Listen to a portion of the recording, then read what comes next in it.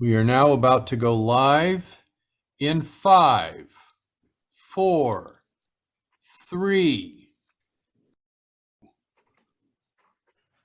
Another 5-minute mystery.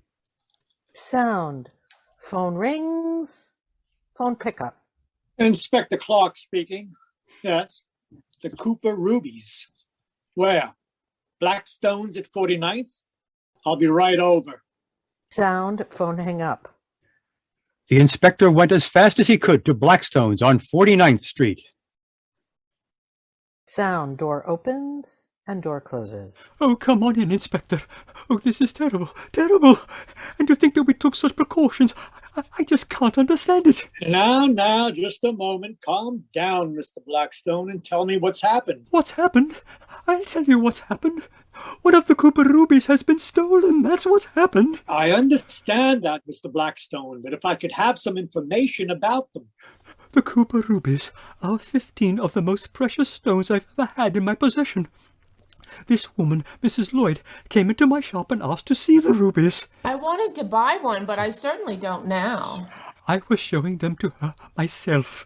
At the same time, I was showing this gentleman, Mr. Williams, some bracelets. Just a simple little bracelet for my wife, Inspector. I was interrupted by one of the salesgirls. I turned away for just a moment, and when I looked back, one of the rubies was gone. Now I ask you, other than one of these two, who could have taken it? Your assumption is quite sound, Mr. Blackstone. I'm very much afraid I'm going to have to ask you two to be searched. Why, of all things? Just leave your bag here on the desk.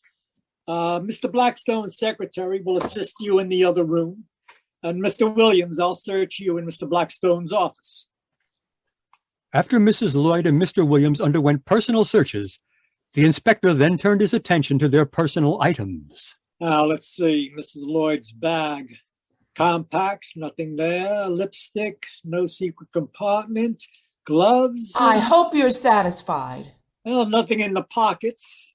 Well, I guess that eliminates you, Mrs. Lloyd. Huh. Now, Mr. Williams, things. Nothing in the pockets, billfold, comb. Does that eliminate me, Inspector? Well, I guess it does, Mr. Williams. Everything seems to be quite in order. Cigarette, Mr. Lloyd? No, thank you. I don't smoke.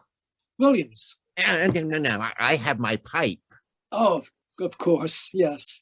Well, Mr. Blackstone, I found your precious ruby. You've what? But I haven't seen it. No, you haven't seen it, Mr. Blackstone, but I know where it is. Mr. Williams, I arrest you for the theft of the Cooper ruby. What?